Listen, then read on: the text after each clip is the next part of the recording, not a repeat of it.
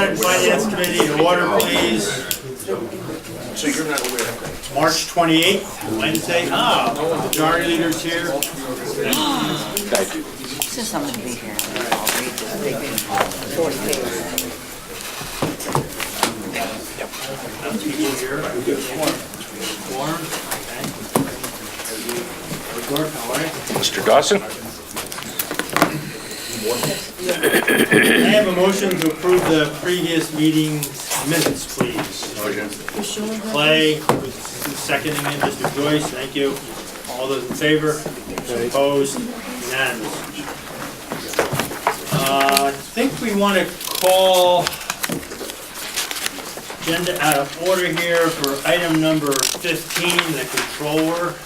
Mike, you want to come on up? I know you have another engagement you have to get to.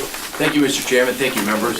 This is the finalizing the accounting of the 2017 Albany County budget. Yes, sir. Mr. Chairman, members of the committee, each year, usually in the March meeting or in the April meeting, the transfers are made to provide sufficient funds to cover expenses and encumbrances from the previous year's budget. Simply put, you'll have appropriations that were not enough to cover what was spent or encumbered, and those are obligations of the county. And these transfers correctly appropriate those dollars to where they need to be. So you'll have accounts that are underspent and accounts that are overspent. The first large group of numbers are the .8s, the fringes, and that's primarily due to the allocation methodology. And welcome to any questions you may have, Chairman or members. I have 10 questions here, Okay. but we'll get to that maybe when we come to the budget discussions. But basically, I would like to know, our members would like to know, and the public, how we can have so many changes like this. That what is going on with our internal controls? Who's keeping track of the expenditures, the disbursements? I know your office is ultimately, you're trying to come along and clean this up so that we can balance books. But what's going on? Is there a problem here with the administration of the budget? Traditionally, you'll have a number of issues that impact on this. One of them is that budget items are either under budgeted or expenditures exceed what the budget is. For example, you could have overtime that came up. You can have other costs that will arise and have to be paid. Those are expenditures that have been made on the county's behalf. Your total is roughly $14.25 million. It's about 2% of the overall budget.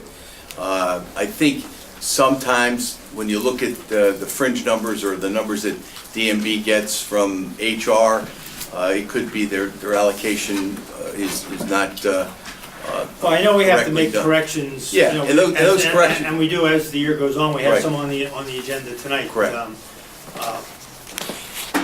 We also have under the charter restrictions on the amount of funds that can be moved within appropriations, as I understand it, within agencies without coming back to the legislature. Could you explain a little bit about what those restrictions are? So why this is outside of that? Right. And how that can come to pass? If you notice, the most frequent piece of legislation about the budget changes that will come to you have to do with .1s. Anything that goes with personnel, the legislature must see. So any of those change of salaries, change of titles, moves, those are something that you'll see during the year, and that comes in. The actual year-end recognition of what our costs are for health insurance, for retirement costs, for other fringe benefits, those issues, it could be a timing issue. It could be also an issue of just a misallocation. It's a budget issue, and it's something that I think is appropriately discussed in the budget process. We have in the past looked at this, and you typically have some of the similar lines that go over or under over the course of time. And I think, you know, often, as we've said before, the budget's a political document. At the end of the year, we have to accurately account for what was spent, what was encumbered, and by what lines, and then make those adjustments present that to the legislature for their approval, and that corrects the budget for the year. So, I understand we have controls in the personnel area. Some of them are on the agenda tonight. Are you saying that we have expenditures that are the non-personal service items that are exceeding what we appropriated? Yeah, for example, one of the large ones would be Medicaid. As some of you remember, we had years when we didn't get our IGT money, or we get 2 IGT allocations in a year. So the IGT, to get it, you essentially put $1 up, get 2 back. And what happens is the general fund will front roughly $2.5 million for the increased IGT, the intergovernmental transfer that supports the nursing home operation. So that wasn't in the budget, it came up. In order for us to get those funds back from the state, we have to front the money out of the general fund, and that's $2.5 million of the changes you made. Without micromanaging, I would like this committee and this legislative body to be involved with some of those decisions that are made after we enact the budget. I understand things change. I understand what a budget is, it's a plan, but we also make appropriations against that plan. And when those change, I want us to be consulted. And if there's a problem in the way we're administering the execution, the implementation of those appropriations, maybe there's something we need to address. Well, I think you discussed that with the division of budget. I don't want to have to do this every year the way we're doing it. I know we've been doing this for as long as I've been here, and I think... Before I was here. And again, that issue that you have is that, you know, on 670... I don't want us to feel like we're rubber stamping something here, is what I'm trying to say. Well, Okay? you can bring up and ask any question you wish, and Well, we need to have a process so that... well, the bottom line is, if the county earlier spends in the money, fiscal year. if the county spends money, you want to have it appropriately accounted for, and that's what this does. Not only accounted for, but on the front end, approved, engaging the legislature in that decision-making. We don't, it's not like we go to the racetrack, watch the horses at Saratoga take off from the starting gate, and then we go home. You know, we're gonna follow this through to the end. That's all I'm saying. So, do I have a motion? Any questions on this besides my own, Mr. Bergdorf? I just wonder, is there a quick summary of how we ended the year? No, the quick summary, you'll get at our State of the Fisc, which we always ask the legislature to present. We don't, the books are just in the process of being closed, so you'll have a quick summary at the first meeting in May. I don't want to throw anything off between now and the adjustments that are going to have to be made. Okay. Any other questions from committee members, from non-committee members? Do I have a motion? Motion. Mr. Clay, second? Joyce is seconding it? Yep. All right, thank you. Painfully. All those in favor? Aye. Opposed? Unanimous, thank you, Mike. Thank you, Mr. Chairman, thank you, members. We'll be talking. Well, I think you need to address your discussions with another department. Yes, all of it. Well, with the people who control the budget. Family of Albany County.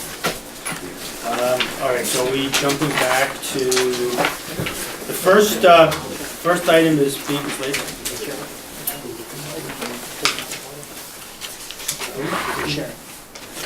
Sheriff. I see you back there. Come on up. What numbers do you have on here anyway? I know you're in here somewhere. I've got 11 and 12. Talking about Clarksville? My God, no, not tonight. I don't think. No, I thought there was a bond. That's 12. The bond for Clarksville? Yeah. Clarksville. All right, so we're going to start with 11. Whenever you're ready. Authorizing an agreement with the New York State Division of Criminal Justice Services regarding the video recording of statements, equipment grant, and amending the 2018 Sheriff's Office budget. Mr. Chairman, this is just approval to receive $17,629. This will replace the servers that currently hold the storage for our the cameras when we interview suspects or even victims to some extent. Everything's recorded, everything's held, servers are getting old, getting worn, so DCJS has agreed to replace them. Do we have any cameras in the jail, too? About 500. And I was just thinking back to an agenda item from last month. That was pretty helpful. Any questions from the committee members? Bergdorf? Quick one, Sheriff. Are there any plans to use body cameras for your staff, sheriffs, or anything? Not right now. No, we use in-car cameras right now. Body cameras, the cameras themselves, sir, are minimal expense. The storage Well, is that was unbelievable. my point, was I was on a grand jury and happened to be talking to one of the DAs, talking about the actual maintenance of the digital files that they have to, that they'll have to hold for years and years and years as cases go on and on and on. And I think that's one of the challenges that Yeah. communities with body cameras face. And I just didn't know if the servers you were buying lend themselves to increased capacity. if No, they're these needed. are, they're not monsters that would be needed for the body cameras. We've applied for a couple of grants through the state, been turned down 3 times. We're hoping that once they get most of the local cities fixed with body cameras, then they'll look at some of the more, suburban and rural agencies. So we're gonna continue to try, but I think, it's something that the state is pushing, and I think it's something the state should fund. I have a quick question about these cameras, because we hear more and more about it. When someone pulls you over for a ticket, is that all on video? The ones that have... What we have right now, in-car cameras, yes. But also when they go to, if they have Yes. body cameras, isn't that foilable then? That's a government document? I'm not sure what I the mean, county's, 'cause I know you're not yeah, doing I'm it not now, sure but- what the county stance is on that. We don't use it, but I guess it would probably be, yes. Yeah. Because the FOIL law's been changed to include all electronic documents.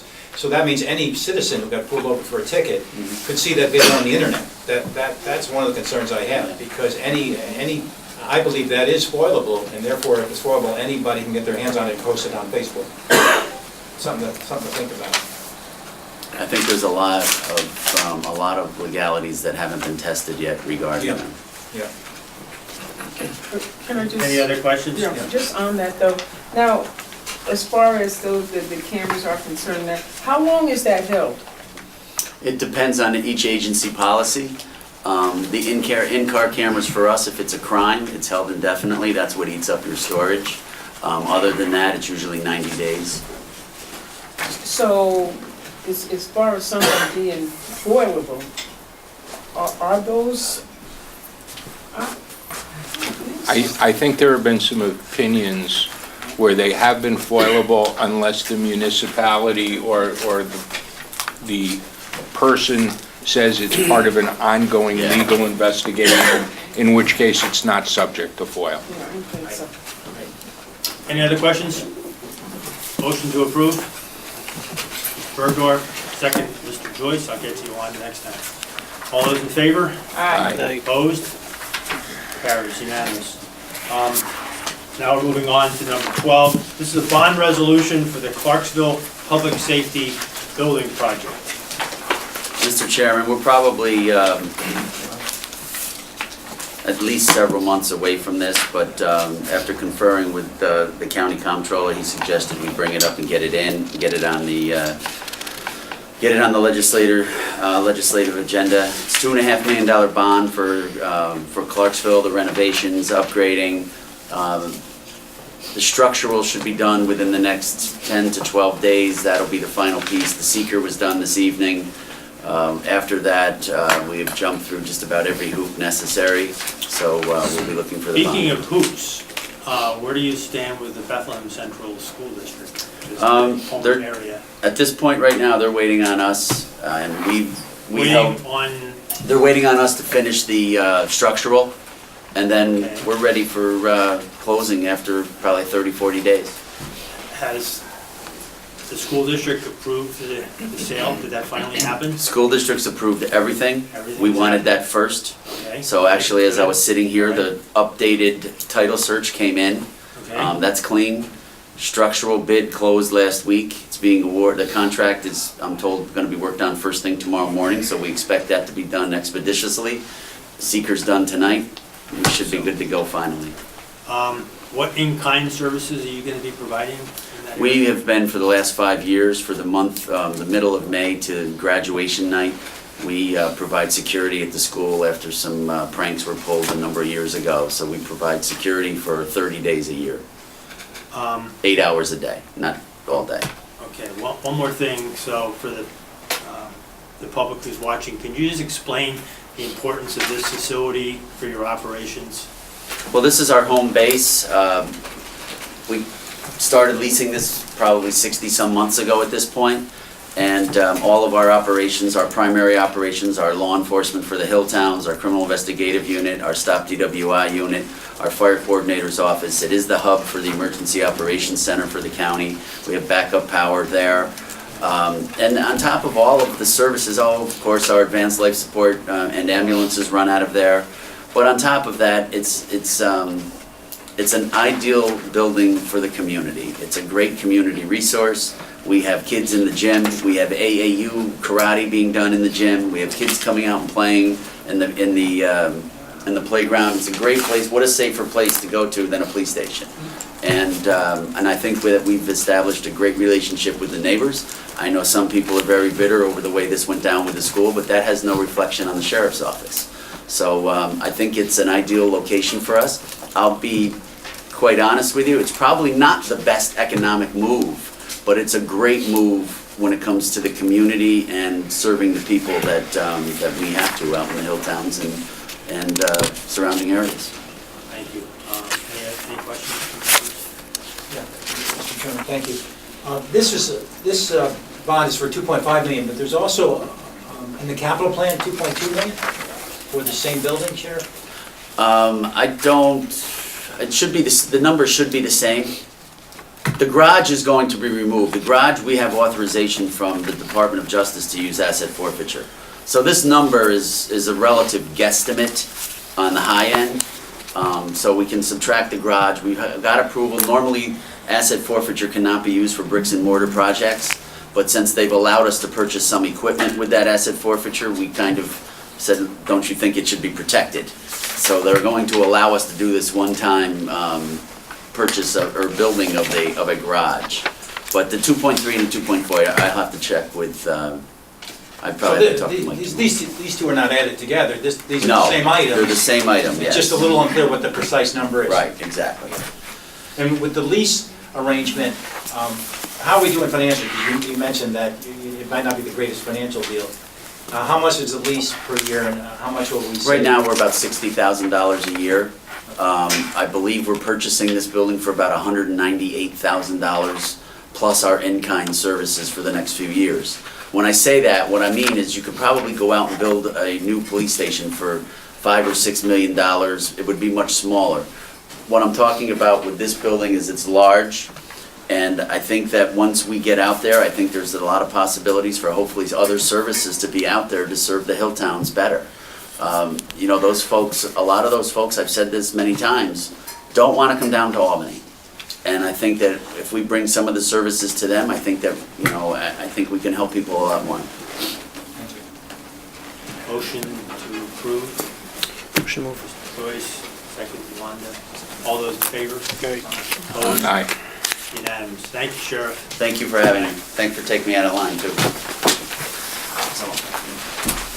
Should we go back to number one now? Okay, we're going to go back to previous business. Item number one, resolution number 77, requesting the Commissioner of Management and Budget to conduct a feasibility study regarding the cost of electronic devices for use by the Albany County Legislature. Table that for the month, Mr. Table Chairman. at the request of the sponsor. Yes, sir. Thank you very much. Thanks, Ralph. Mr. Figuracci. I would like to get an update at some point on how we're coming along with this study. Would you like it right now?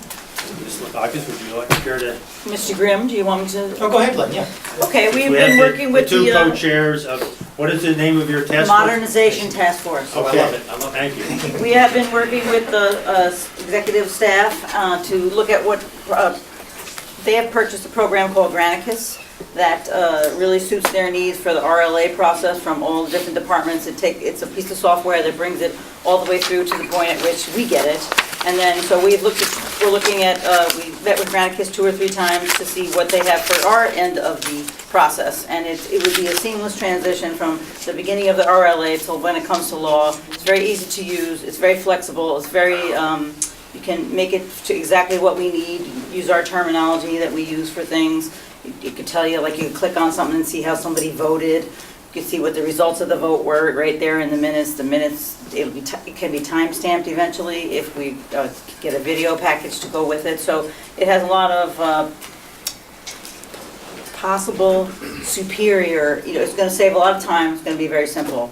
There'll be a learning curve, of course, and we're also looking at what they call 2-in-1 laptops, kind of a thing that you can fold this way or fold that way, so you'll be able to, you can vote right online in the chambers.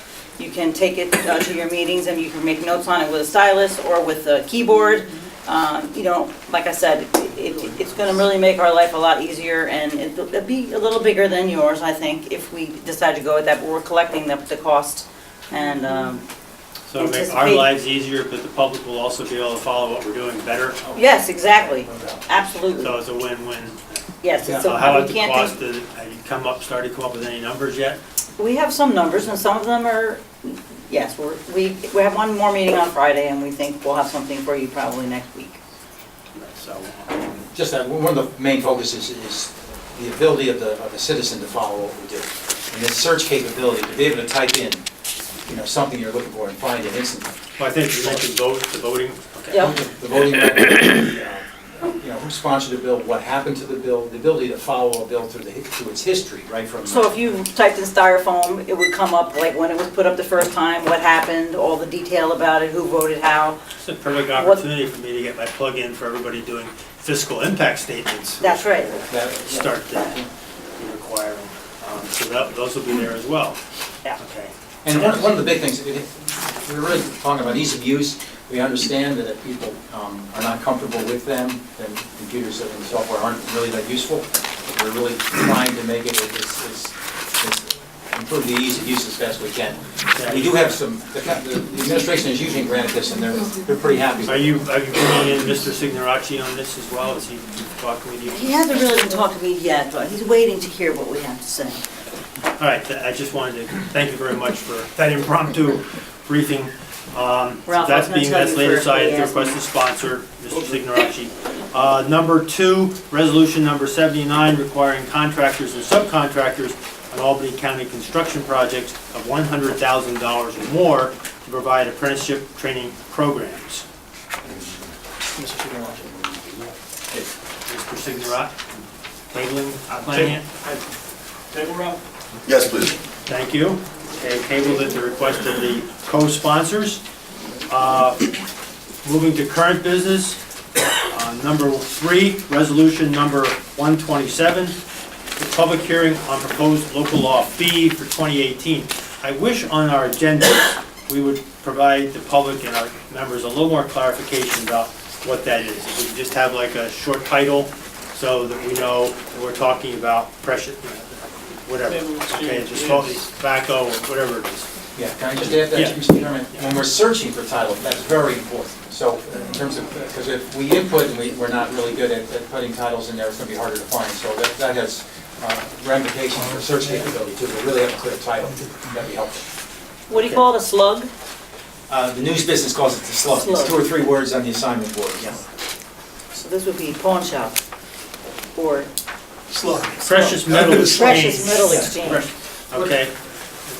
Good. Mr. Majority Leader, you have anything you want to say? Thank you, Mr. Chairman. I just like to thank you for your time. This came out of Law Committee unanimous, just a public hearing to table the local law. This is a consumer protection law to protect the people who have been victimized by burglaries and robberies.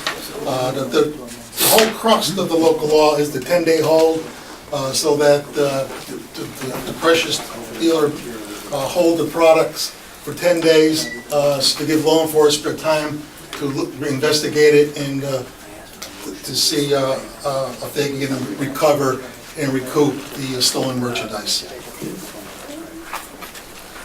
Mr. Mr. Ward? I'm not on the committee, but do you mind if I ask a quick question? Not at all. Uh, Members have didn't we- questions? No? didn't- Okay. Didn't we Non-mem- just do this before? We passed this 4 years ago with the legislature. The county executive vetoed it Oh, okay. because I had a section in here which I took out, which actually is in Albany's law, but they didn't sue them. The ACLU was gonna sue us because there was a section in there that required the pawn shops to notify the police agencies a description of the person who came in and sold it, and they said that that is against their constitutional rights, saying that you were notifying the police on someone who just didn't do anything wrong. So we took that all out. So that should all go away, and sorry about that, and we should be deputy majority leader. It's- Okay, I did notice one thing, Mr. Jamalowitz, we're gonna need to amend the date for this public hearing. It Yes, now says yep. Tuesday, March 27th. We need to change that to, what, April 24th? Can I have a motion to change that to April 24th? Motion to amend. Second, Mr. Clay, thank you, all in favor? I just, would- I read your stuff, I'll call you. yeah, Gary and I have Yeah, just some issues to talk about, but I just wanted to ask you, talked about fiscal impact statements. Are you developing a fiscal impact? well, this has no fiscal impact on it. Did you ask the pawn shops about that? Wait, No, I don't, I mean No. for the county. You're yeah, we have, talking our about software, agency is gonna computer be, systems, We have all weights that already, and, but I weights can and get that for measures you. is gonna, No, yeah, I mean, we'll work, I'll have that for you, but I don't, Yeah. there, the last time we passed it, we didn't have any impact on this at all. But- And the sheriff already has everything in place to implement it. We're working on it. I'd appreciate a statement to that effect, saying why it's not gonna exceed the $5,000 under Rule 10 in the appendix. Oh, yeah, no, Okay, we need to talk to. we'll have that for you. Brandon, we'll have that. I don't, it's not, the cost is not an issue, but we want to follow the Yeah, no, we process want to here. make sure everything's done Okay. like everybody Can I have else. a motion to approve the public hearing? Motion moved. Joyce, Bergdorf seconding it, all those in favor? Aye. Opposed? That's unanimous. Thank you. You're welcome. Number 4, And we'll table number 6, which is the local law. yeah, we'll take, yeah, we can't do those to Until the the public public hearing. until we've done the public hearing. Thank you, Mr. Chairman. You're welcome. Resolution number 129, public hearing on proposed local law D for 2018, and this has to do with a local law of the county regarding the Sustainable Energy Loan Program. Mr. Clenahan, did Yes. you want to say something on this? I think. Sure. Let the sponsor speak. Just about 2 years ago, the legislature passed a local law establishing a PACE program for Albany County Property Assessed Clean Energy. It was through the Energize New York program. It was basically a loan program with state funding for qualified commercial and non-profit property owners to make renewable energy and energy efficient investments. I guess last fall, the state changed their program and expanded it in some pretty potentially significant ways, so we need to revise our local law to match what the state new REST requirements are. That about covers that, right? Yep. Cost to the county? This is, there shouldn't be any cost to the county. The program is managed by EIC, which is a state entity, a local development corporation that was created specifically to implement this program. So, we review applications as they come in, but that's really part of our, Within your own administrative overhead already. right.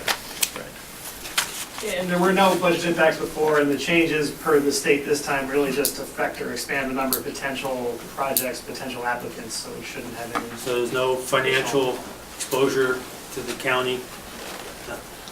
Mr. Chairman, it's minimal. The way the charges are made, they are actually levied on the tax bill. If a delinquency were ever to come over to the county is actually made whole by a reserve fund that's housed within the statewide local development corporation housed at the Energy Improvement Corporation. So The Energy Improvement Corporation is a state or a county?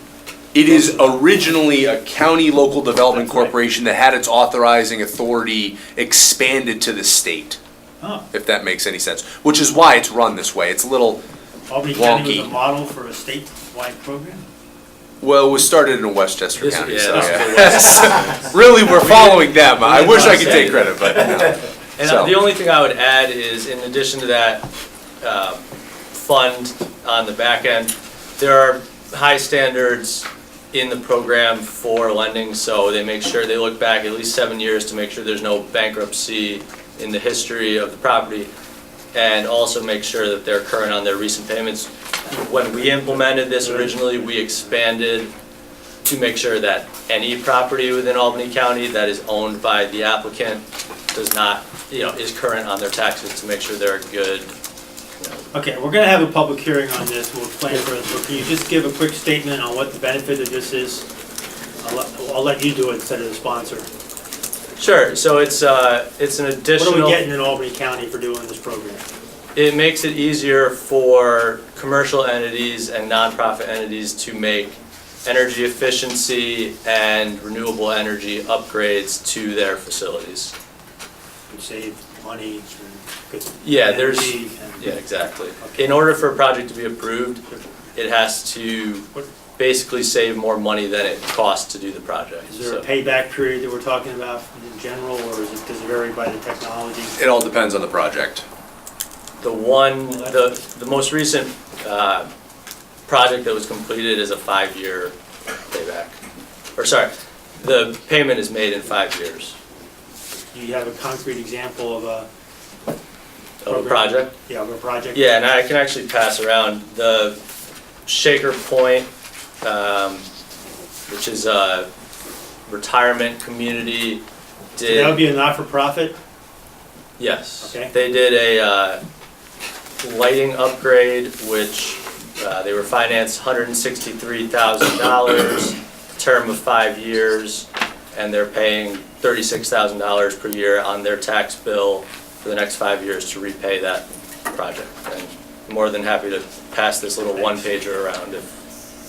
Do I have a motion to approve? Oh, we have to amend this one too, sorry, thank you, council. This would also be from March 27th to April 24th. Second, Mr. Joyce, all those in favor? Aye. All those in favor of the resolution for this public hearing? A motion to move it, second. All those in favor? Aye. Opposed, unanimous. Thank you. And now last is item 7B. Correct. We'll be tabling the associated public laws that go along with these public hearings. So that takes care of 3 and 4, and we're laying aside 6 and 7, correct? Okay. And 5 is also tabled. Thank you. The request of the sponsor. Correct. Thank you, Mr. Marvell. Where are we at? We're gonna have some discussions about this? That's the next step? Right now, we're working on our financial impact statement. And so we'll have that ready. And also, there are other details that we have to work out yet. So it's coming along. It looks very promising. I mean, it looks like this is very doable. But we just want to make sure we have everything set to present. Okay, thank you, Mr. Minority Leader. Moving on to number 8, authorizing an agreement with the New York State Office of Alcoholism and Substance Abuse Services regarding an open access center and amending the 2018 Department of Mental Health budget. Good evening, Mr. Chairman. Nice to see you again. Yes, same here, thank you. This is a follow-up to a previous resolution in the fall of last year when we requested to apply for a grant with the New York State. In the last month, 10 of those grants were awarded. Albany County was one. We have $248,000 that will go towards increasing the number of case managers on the street 24/7 to try to engage people and get them into addiction treatment more quickly. Our partners in this project are the Addiction Care Center of Albany and Catholic Charities. 100% state funding. Questions, anybody? Non-committee members? No, it was passed in health, so. It's passed in health, so. Okay, health, so we're... And it was passed in health. All those in favor? Aye. Opposed? Unanimous. Thank you. Thank you, Mr. Chairman. That's it, right? You, nothing else? You I have one more. You have, which one is that? Number 9. Wait, the right in order, huh? Cost of living. This is one of those personnel amendments we were talking about earlier with the controllers. So this is amending resolution 468 for 2017 regarding a cost of living adjustment because why? Well, this is from New York State Office of Mental Health, and the previous amendment gave a cost of living to a number of our contract agencies that left out the Mental Health Empowerment Project. So we're coming before you tonight to amend that process so we can give them their $7,500. Paid, 100% paid for by Yes, the sir. state. Questions? Motion move. Motion, Mr. Joyce, second, Willingham. All those in favor? Opposed? Unanimous. Thank you very much. Okay, now you're done. 10, Stormwater Coalition, my favorite. Where's Ms. Hyde? How are you, Nancy? Okay, yourself. Okay, so this is amending the 2018 Stormwater Coalition budget administrative adjustments. Somebody else got missed? Yeah, so we had some staff changes right towards the end of 2017. One of the employees went from 35 hours a week to 40 hours a week, and then we had a new hire. So we needed to equalize the hourly rate, and we overlooked the 2% raise for those two employees. So this would be to make that adjustment, pulling the money out of our temp helpline. To do that, it's already been approved by the Coalition Board of Directors. So you're doing this within your existing appropriation? Yes, correct. There's no fiscal cost? None at all. Correct. Questions? Motion to approve? Motion move. Mr. Joyce, second, Mr. Bergdorf. All those in favor? Aye. Opposed? Unanimous. Great, thank you. I'll get you next time, Mr. Clyde. Okay, 13, I think we're up to now. You Yes. did 11 and 12. Amending Resolution 442 for 2016, not 2017, 2016, regarding construction management services for the Albany County Nursing Home Renovation Project. This is the first of two we have. Slatsky here, how are you? Good, thank you. I know some of Appreciate our being committee here. members have been talking with you about this. And Yes, would you like to explain what's going on here, please? sure. 13 is a revision to the Gilbane contract. There's two major issues here. I'd rather deal with the first one that is not really mentioned in the cover letter, but is part of the RLA. Gilbane is, The construction manager you. for the project, for the new construction and the construction at the nursing. of the nursing home, the renovation. While it's part of the RLA, it's not in the cover letter, and that's a very important point. When the original contract was entered into with Gilbane, it had a end date of December 31st, 2018. Due to certificate of need process, delays, all of the things that go along with trying to get a certificate of need approved, we now have guesstimated that this project will end December 30th in that area of 2020. So the Gilbane contract is being extended 2 years from the date that it is now, requiring more manpower for the job and a longer period of time due to the construction that needs to take place and the renovation. The second aspect is that the nursing home originally was adding 125 replacement beds. All those beds were conforming. There's a New York State Department of Health regulation that states that if in fact you're renovating 50% of your nursing home or less, the existing nursing home does not have to be conforming. And in order to stay within the cap of the New York State Department of Health to make sure that the entire project was reimbursable, we decided that the existing nursing home would remain as is. It would be Including renovated bathrooms and bathrooms, which are now not handicap accessible, would remain as is. And that would bring us within the cap, which in fact it did. And that entire project was approved. When we started doing asbestos testing and mold testing on the D wing, it was determined that there was an issue in that area. Being that it was only D, when they informed me of this, it really wouldn't have changed the project cost. What I had our superintendent of buildings do was I said, if you have it in D, then you gotta look in the other wings. I'm not just looking at D. Now we could have a potential problem. I don't want to start construction and now we find out that we have a problem on A, B, C, D, and E.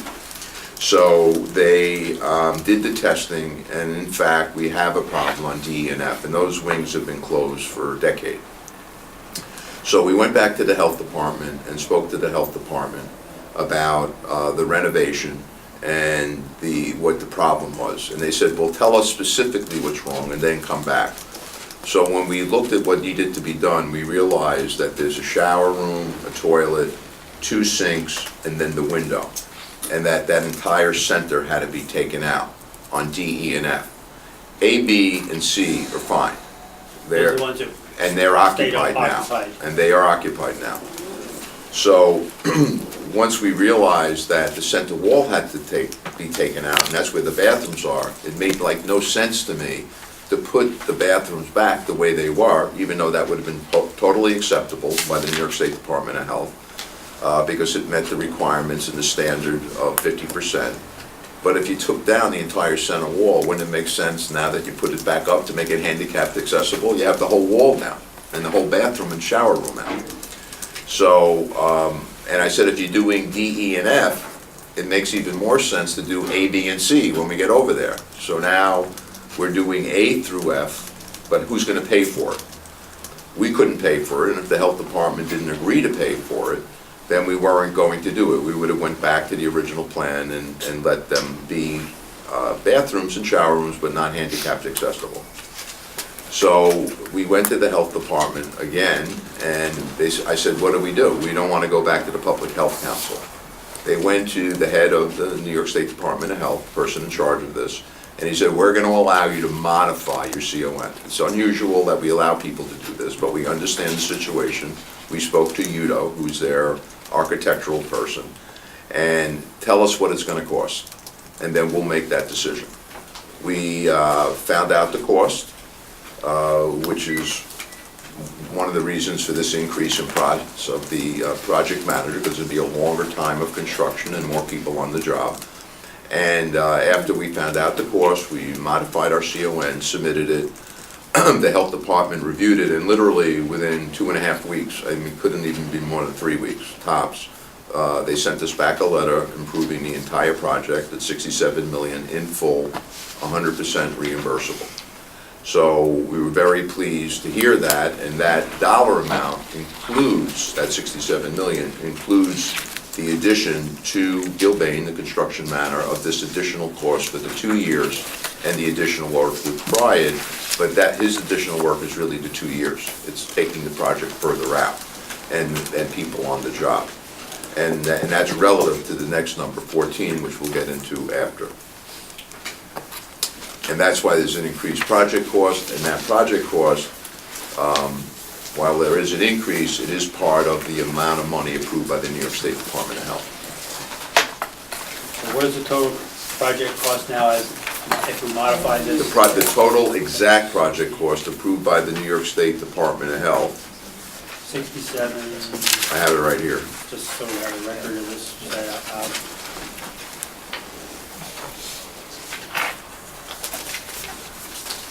Is $67,068,876. And that's all in. That includes soft costs, hard costs, contingencies.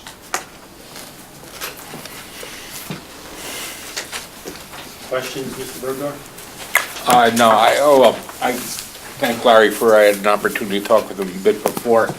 But of the $7 million, it's correct to say that the $836,000 for Gilbane and the $445,000 for Anjarami are the redesign, development of the construction documents, the new schematics that are needed to bid, and the supervision of an extended project. That's correct, right? Yes.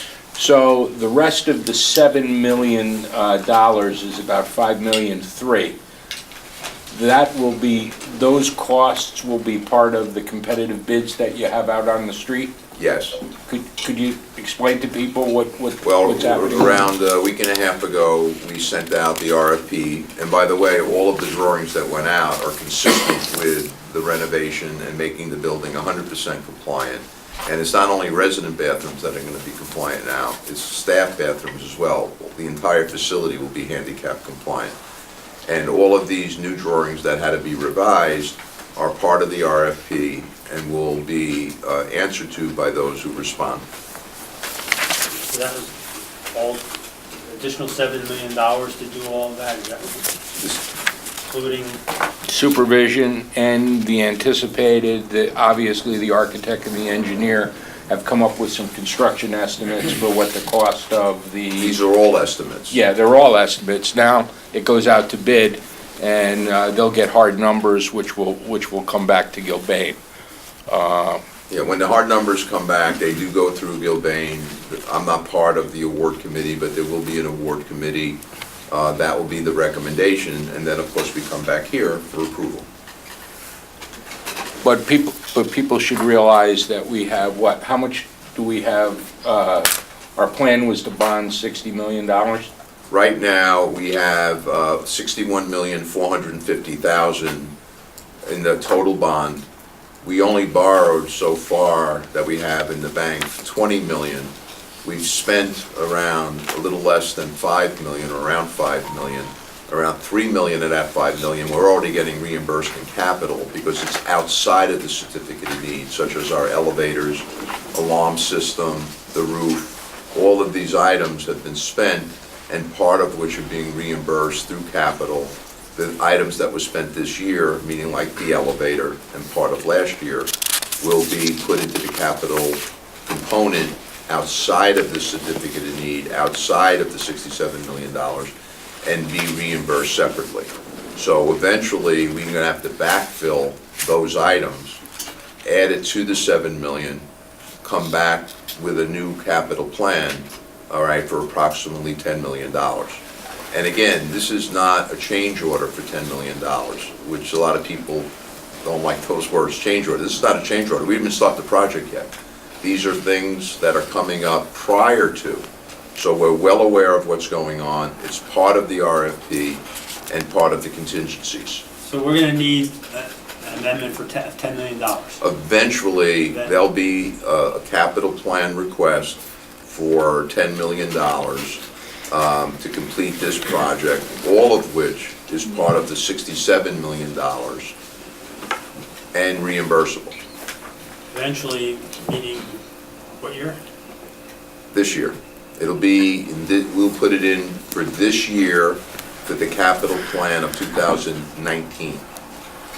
We will not need the money until 2020. Okay.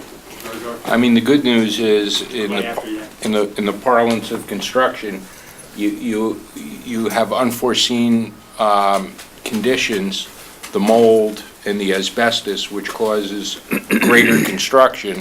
Well, we knew the asbestos was there. Well, that's the minimal. That was one of the reasons why we were gonna build over at Heritage Park, a new facility. So we wouldn't have to deal with remediation issues. Mold's another story. Okay. But the good news is, we end up with A, B, C, D, E, and F, all completely renovated, handicap accessible, and it's all being done for 100% reimbursement. So that's the good news. That's the bottom line. Yeah, just a couple things. To be clear, the nursing home renovation is going to cost us more than we anticipated, from 61.4 to 67.1. Correct. When I say we, ultimately it's going to be the state taxpayers, not county taxpayers, because they agreed to modify the certificate of need. Well, it's not 100%. The reimbursement is approximately 50% from the federal government, 50% from the state. Okay, so federal and state taxpayers. But the county, there's no cost, there's not going to be any additional charge to the county, Definitely even not. after this modification, because the state agreed to it as a modification to the CON. In fact, they did it within 3 weeks. That's 100% correct. Now, for Gilbane, their figure is $860,000 more. They're the general contractor who will be bidding out the other items? They're the general contractor that participated in the creation of the scope and the RFP, along with our purchasing department and the architect. That's where they started, plus we've been having meetings for a year, over a year, doing all of this work and going through the building and determining the proper use of each unit, the size of the unit, timelines, creation of the RFP, doing the PLA, All of these different items have been taking place on a week-to-week basis. We meet every week and have met every week for over a year now. I just, at first glance, it looked as though they forgot that they were gonna need handicap bathrooms. But the reality is, a number of those bathrooms it wasn't required to upgrade them. Correct. But ultimately, that's what's gonna happen now after the modifications. 100% correct. Okay, thank you. Mr. Clay? Larry, we spoke earlier, but I just want to make sure I understand that the bids were let last week. The bids went out a week ago, a little over a week ago. And they're expected back the 20... We just changed the date today. The bid opening is now April 26, 2 p.m.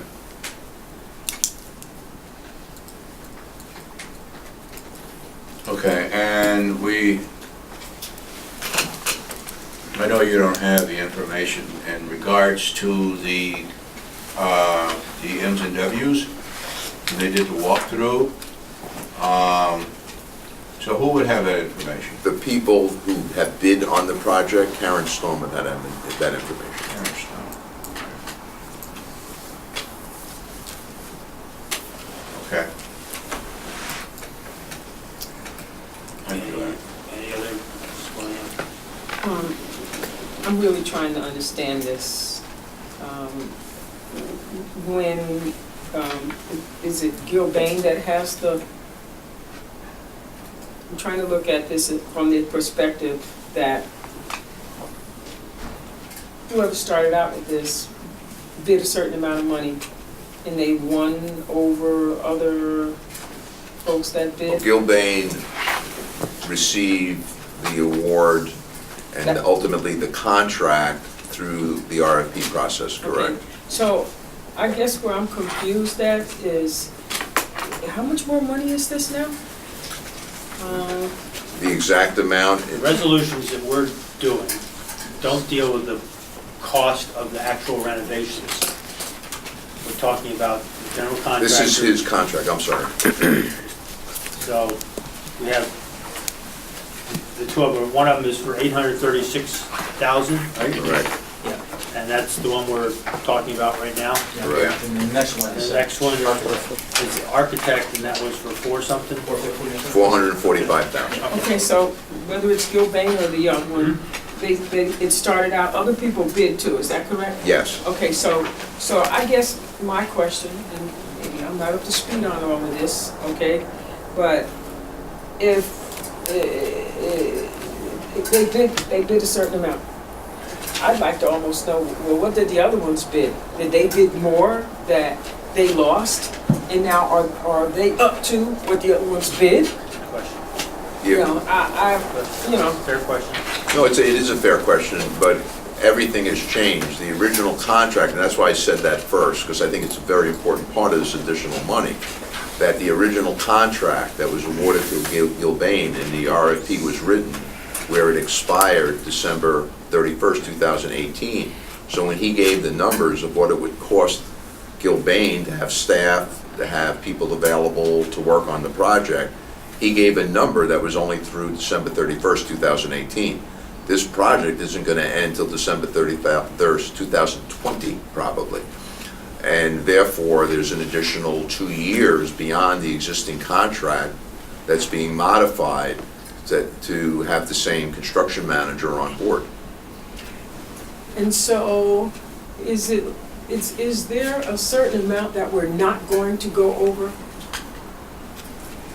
When I had my meeting with Gilbane about this, That's a good yeah, that's even a question that's more important to me than anything really that's been discussed on my end. When I had my meeting with Gilbane, I made it very clear to him, I need a date that this project is guaranteed to end by, and even if it doesn't, there's no way that this dollar amount is going to be over $836,000, because I'm not going back to the legislature. Oh. So that's the understanding, and that's why it's guesstimated right now that this project will end somewhere around July to August, September 2020. We gave a date of December 2020 just to make sure that there's a 3 to 4 month cushion and this dollar amount takes us through to that date. We're gonna hold you to that.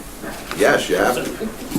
So is it the Public Health Council or the Hospital Review and Planning Council that's, The Public Health Council. all right, and they still need to approve this? or No, because no, you said that with one of the modification- benefits, Okay, I just want to be clear. we don't for have the to go record. back. So we're, Virgil. Just one clarification, I think we sometimes get mixed up in our terms. For Gilbane and for Angarami, they didn't actually bid. They were professional service contracts. No, they bid. They actually bid. Yes, they were retained through the RFP process. Both. Well, but the RFP, you use different criteria, it's not just cost. Oh, yeah, there's Yeah, three no, or four. Oh, yeah, there's other Yeah, no, no, criteria, no, but it was definitely. but that's not a bid, that's a professional services procurement.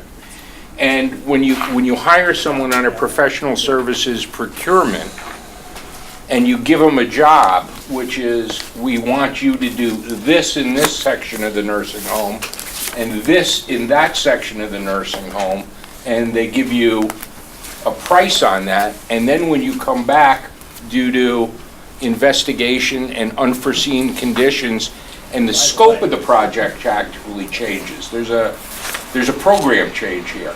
So you're getting bathrooms in 6 wings and handicapped accessibility in 6 wings and remediation. None of that was in the original price that the consultants. Okay, but I understand that, but still, at the end of the day, I still want to know, is there an amount that we're going to, where we're just going to stop and say, this is it? I'm standing on this amount of Oh, you can stop it, you can say $836,000 you in don't want addition. to make the bathrooms handicap accessible.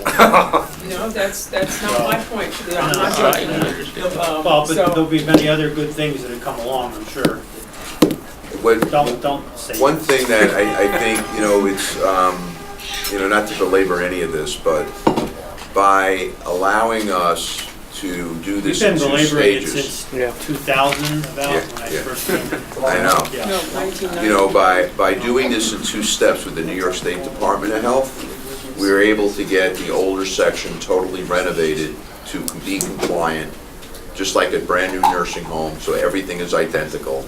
And if we did that submission in the beginning, we would have been over allowable cost. So it actually, as crazy as it seems, it actually worked out. All right, thank you. So let's, do I have a motion on 14 there, if there are no other, 13, if there are no other questions? Motion. Thank you. Thank you very much. All in favor? Aye. Opposed? All right, unanimous. 14, amending resolution 572 for 2016 regarding Phase 3 architectural and engineering services for renovation at the Albany County Nursing Home. This is the architectural side of it. We've sort of already discussed. Is there anything you want to add? Motion, Mr. Clay, second, Ms. Willingham. All those in favor? Opposed? Unanimous. Okay, I thank you very much. All right. Thank you. Okay, number 16, authorizing and directing the Board of Elections. Do we have, all right, well, you don't look like the commissioner from... I am not. The commissioner was not available to come tonight, so as his deputy, I'm here. Certifying its expenses regarding the 2017 election cycle. Would you just explain very quickly what you're asking for the public? So on an annual basis, the Board of Elections breaks down. Under HAVA, this county is Yes. responsible for administering elections for all municipalities within the county. Correct, so they break that out by municipality, whether it's labor, there's multiple classifications of their costs. They aggregate them up by municipality, they pass that spreadsheet on to us. We ask you to certify that so we So can... the county incurs costs in helping our municipalities Correct. conduct the elections, and now the county, under this, would be reimbursed for those costs that we Yes. incur. Yeah, so then we will send out the bills to each municipality for their proper amount, so Okay. that we get reimbursed back for what we fronted. Any questions from the members? Yeah, thank you, Mr. Chairman. Vice Chair? Do they all pay their bills? I mean, that's come up before, do all the municipalities pay the bills that they're charged? As of this point, I would have to check to make sure. No, Gilboa's the first one in. I don't have the last round of bills, because normally we would do it later in the year, so they would pay it in the early portion of the year. We're trying to do it a little earlier this cycle, so that all the municipalities can properly budget it in their budget going forward for next year. Good idea. Just trying to And get also, to be everybody on the fair, right page. everybody should have the same timeline. As I say, we've come up with this before, but not everybody pays the bills at the same time. Yes, I believe everything is current and up to date. I can check just to make sure. Like I said, I don't have that in front of me. If it's not paid, there are other methods that we could recoup our money, as you're well aware. Done? Yes. Ms. Willingham? I just, I'm looking at Albany is double to Colony, which would be the next one. Do you know why? Yeah, numbers. Most Because likely that would be the number of average polling sites. site in Colony is between 1,000 and 1,100 people. There are 62 polling sites. I think there are well over 100 in Albany, so they need more inspectors, more staff that they pay. The EDs are Choice the city of a Albany lot smaller. decides to make for the convenience of the voters. Mr. Ward? I'm still not on the committee.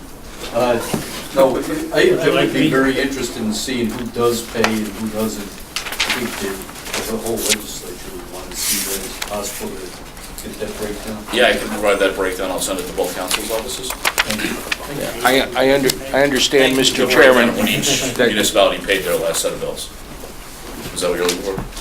Say that again. Let's be clear. What is the request here? For what information? Well, from, actually, maybe the last couple of years might be pertinent. So go To back see, to it. you know, how much they were billed, how much we received, whether or not there's a balance. Sure. The date, the date received. He's following up with my question.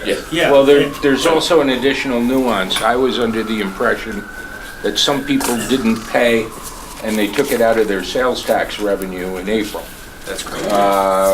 Is that correct? We have that ability. We have that ability. And you have done that before. It has been done in the past. I think we should indicate, we should know if somebody has not paid and it becomes in essence, So that would be an asterisk. So, yeah, a garnish of their, well, wait a minute, so they get put on the individual property tax payer.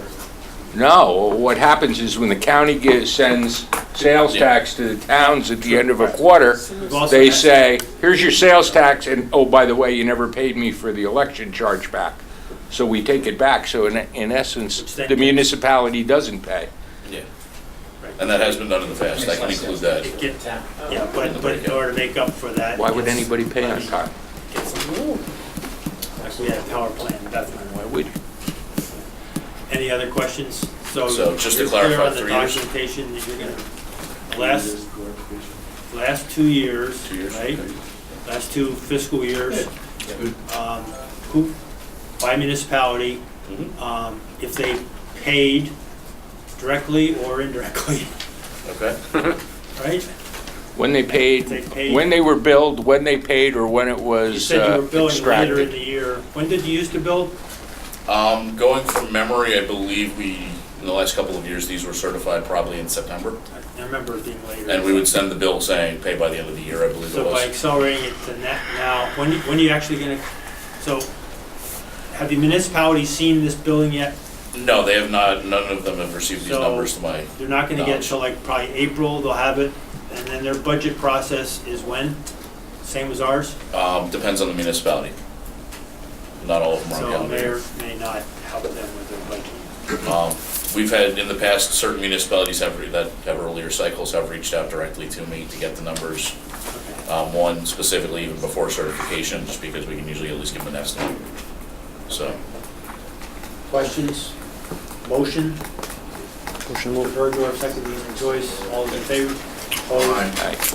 Unanimous. Thank you for your explanation and look forward to that report. 17. Across. Fox. Good evening, Mr. Chairman. Authorizing the Albany County Executive to enter into a lease agreement with the Albany Capital Lacrosse Club. Please state your name, where you're from. John D'Antonio from the Department of Recreation. Thank you, John. I just wanted to start off by saying this is the North Colony Capitals Lacrosse Club, legally named the Albany Capitals Lacrosse Club, are a nonprofit organization interested in leasing up to 2 acres of land at Heritage Park to create an 8th Division, 6-team youth box lacrosse program with AAU lacrosse players. Questions from the Committee members, we have a motion to table. You have a Oh, question? you're gonna table? You have a question? No, I Yeah. wanted questions first. Yeah, just having youth involved in sports, some of these youth programs can be pretty lucrative. And I just want to make, because we think of youth things, a bunch of parents are coaching their kids and stuff, but that's not really the reality today. So have we done any investigation as to how much money these folks may be making on their own? And if so, do they charge? Because we're giving them a pretty nice deal here. Right, to my recollection right now, basically they're just charging for the AAU membership. I think there are some fees attached with tournaments, but I really don't know the cost exactly with what they're charging for tournaments on Yeah, this. because I would like to But there's follow no money. cost to the county on this, obviously. Well, my point is, having, where I pay a pretty substantial lacrosse and soccer fees for my kid, and there's people who are making money on that. So the question is, Glad they don't play ice hockey. Yeah, or ice hockey. I mean, youth sports is a business too, and I just want to be clear that they're not benefiting and not with this great benefit that we're giving them. Yeah. So this program is a not-for-profit corporation company. They're not in it to making money. The only thing they want to do is, if there is a fee outside of this program, if they want to travel to a tournament, then they would only charge whatever fees to use to enter that tournament would be the ref fees. And I think that's to participate in this program, to use the facility. The only thing requirement is for them to register with AAU. Once they register with AAU, they will be able to play on this field. And it's not the intention to make a profit on this. They're actually trying to do everything to keep minimum. Any profits that are made are going to be put back into the program, and then fees that may be incurred. So And just to let you know that they're paying for improvements and maintenance to the fields.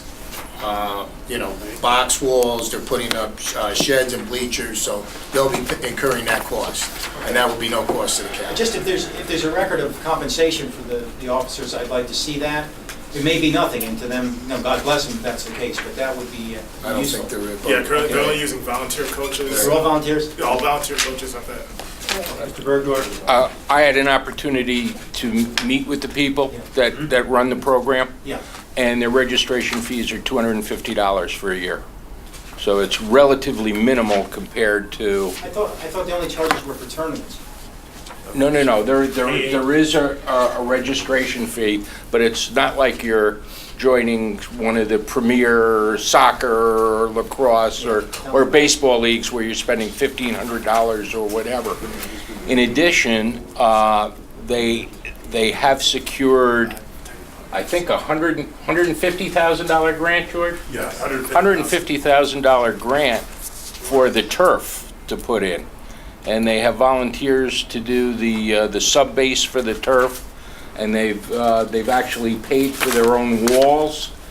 They've already paid for them, and they've got 41 grand available in cash to do the to do the labor for to buy the materials for the sub-base.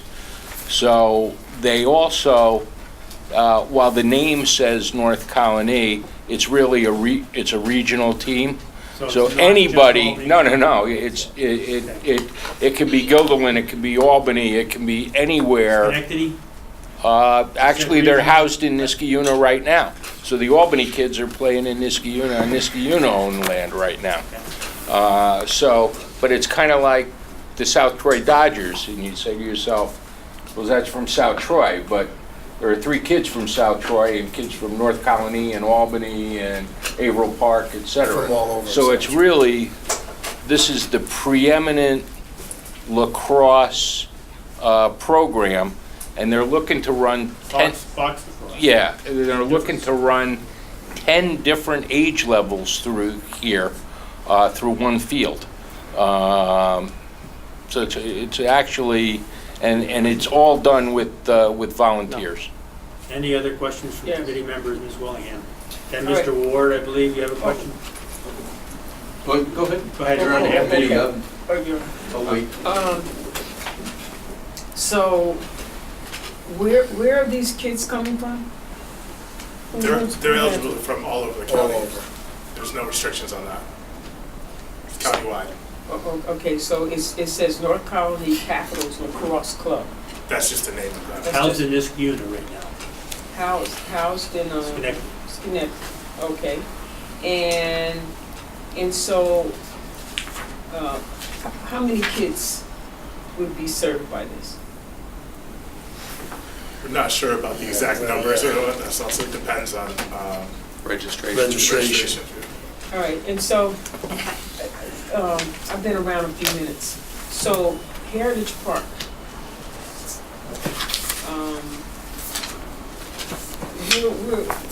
so we're gonna have some kind of lease agreement with them for the park? It's just a ground lease for them to use the property for 1 year. They come in, everything is mobile, they come in, they are able to put the box lacrosse walls, the installations, everything, they put it down, and when the season's done, no renewal, they pick up and leave, no different than us. There's nothing that's permanent there. There's no permanent installation whatsoever, they're simply using open property. Mr. Ward? I think they just answered my question, but I was gonna bring up the fact that the use of public property might be subject to prevailing rate requirements. You might want to check that out if they're constructing. I know it's all temporary, but I'm looking at the picture here, and it looks like there's a lot of construction that has to go on.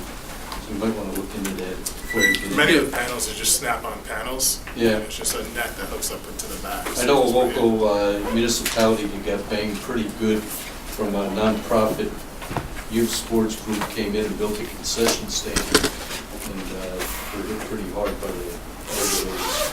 So what would you like to check? State prevailing wage requirements for building on public property. Mr. Signoracci, and then I think we're done with questions. Quick question. We have the AAU lacrosse program, correct? Yes, we do. So is this going to wind up competing, and are individuals that are going to have to pay a registration fee of $250, is that going to? No, I don't think it would be a competing type of thing. Won't be competing, but we have. We do have another lacrosse program that we run. We run and it's for county. free. Right. We ran last year, we ran that program in Cohoes, Ravenna, Waterville, Green Island. So where's our, so where's our program at?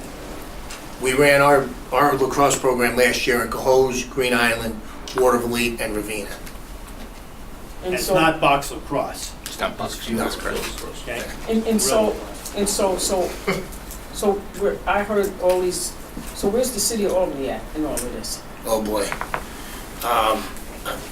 You know, I mean, City of Albany can send any lacrosse player to play with these guys. Students, athletes from the city are able to participate in these programs. So all communities are able to participate. John and George, thank you very much for in this coming down. program? Yeah, correct. Yes. I know we've got a number of discussions underway about this, so I would entertain a motion from a committee member to table this.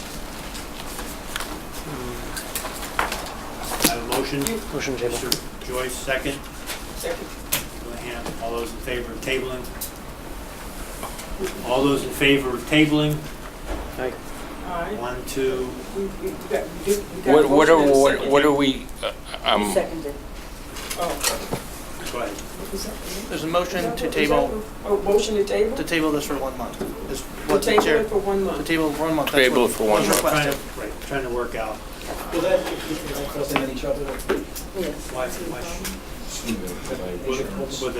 Yeah, the Oh, you have to registration period? They'll provide insurance. Mr. Chairman, why are we, what's open that has not been discussed here? I don't quite understand that.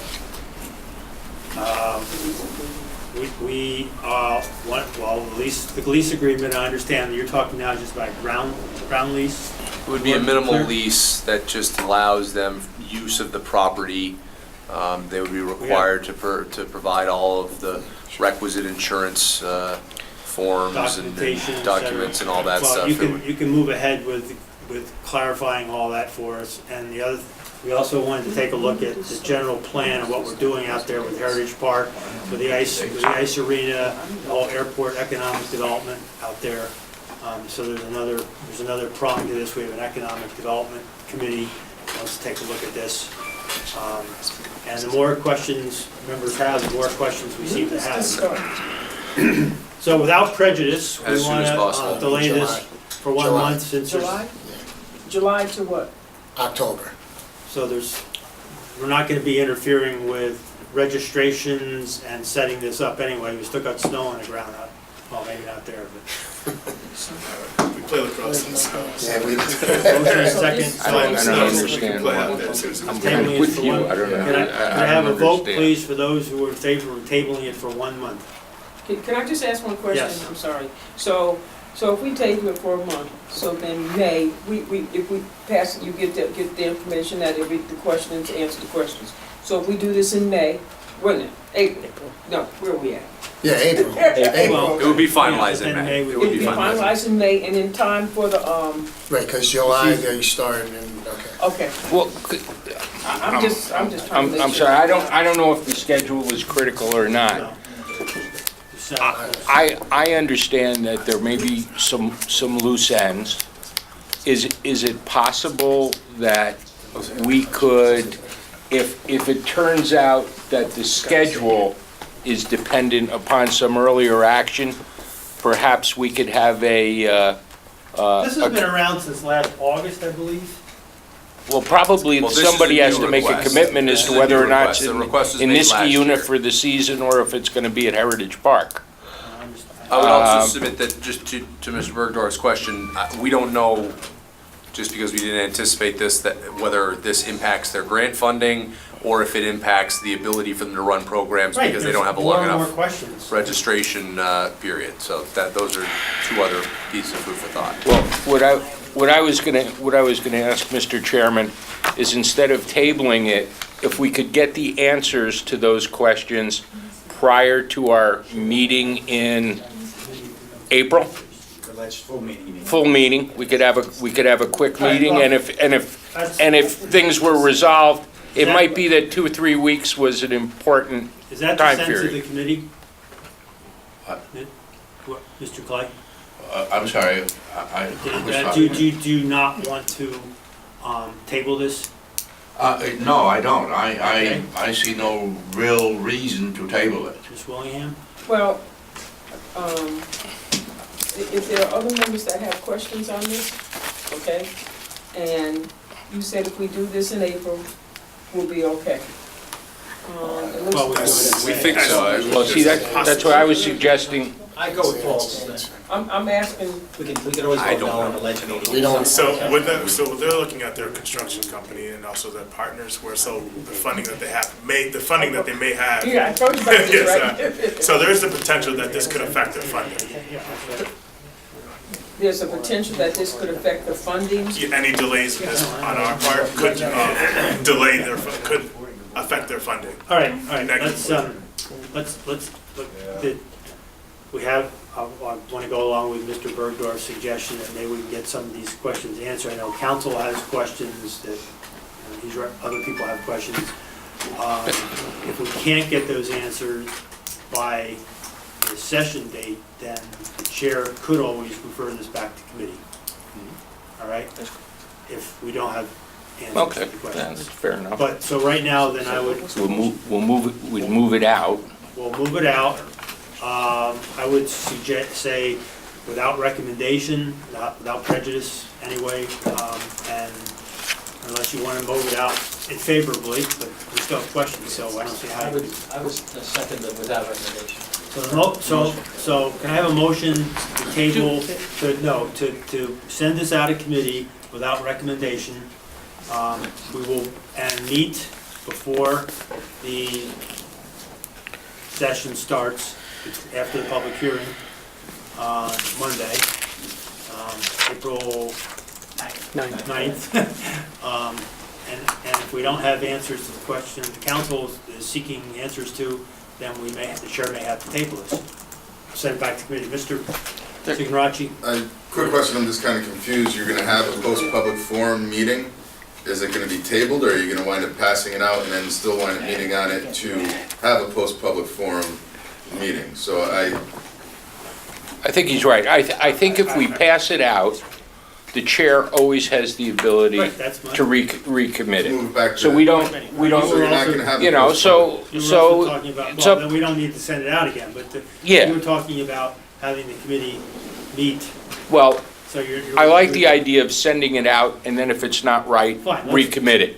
But what I was suggesting was, rather than delaying it till the end of April, where you couldn't act on it until May, see if you can resolve the answers in the next couple of weeks, and then have a committee meeting and do it that night, but it's the same way. So the existing motion we have out there was to table this for 1 month. I'm getting a sense that that's, we don't have votes for that, so that. Need the vote. We need to have a vote to, I support tabling it. Does anybody else support tabling it? No, I lose. Okay, wait a minute, okay. Second. I just wanna make sure that, did you, There was no second, so. so now, There are was- you, I just wanna know. There was a second. There was? There was a second on the table. Yeah, it was. Oh. Yes, there was a Okay. second on the Yeah, motion. so that's why we're having to have And, complete and there. so, I'm trying I'm trying to ascertain if we can get the answers to those questions, then we can, so I don't mind tabling it as long as we're not, they have the ability to come back, but,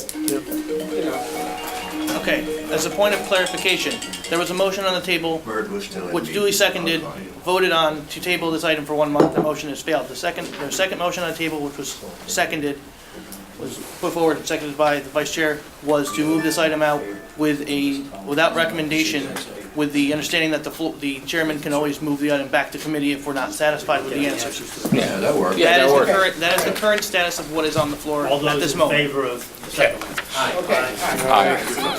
Opposed? All right, so that's unanimous.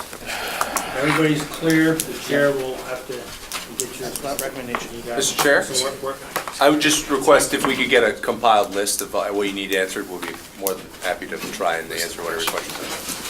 Majority council, please. John, thanks. Thank you, Mr. Chairman. Thank you. Appreciate it. Thank you, members. I'm sure Good you're looking night. forward to coming back again. Thank you.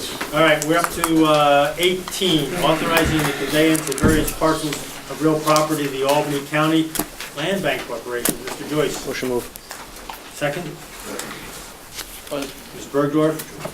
Those in favor? Okay. Opposed? Passes. 19, authorizing the conveyance of real property at 17 Robin Street in the city of Albany. Questions? Motion move. Ms. Joyce, second. Second. Willingham, all in favor? Aye. Opposed? Unanimous. 20, authorizing corrections to the tax rolls for the city of Albany. Questions? Motion move. Motion to move, Mr. Joyce. Second, Ms. Willingham? Second. Okay, thank you. All those in favor? Aye. Opposed? Unanimous. 21, authorizing the conveyance of 406 Elk Street. Which one is that? That's, just above, Lexington Avenue, isn't it? This is a sale back, so it's a conveyance of sorts, but it's a sale back to the previous owner for taxes, fees, and interest owed. We already actually have the money in hand, and they will owe more upon the closing just due to the time period of processing. So this is, like the, Yeah. yeah. Okay. Yeah, motion. Motion, Mr. Clay, second, Mr. Joyce, all those in favor? Aye. Opposed? Unanimous. Last item, number 22, authorizing corrections to the tax rolls for the town colony. Motion, Mr. Bergdorf, second. Sure. Mr. Joyce, all those in favor? Aye. Opposed? Unanimous. Thank you very much. Motion to adjourn. Mr. Joyce.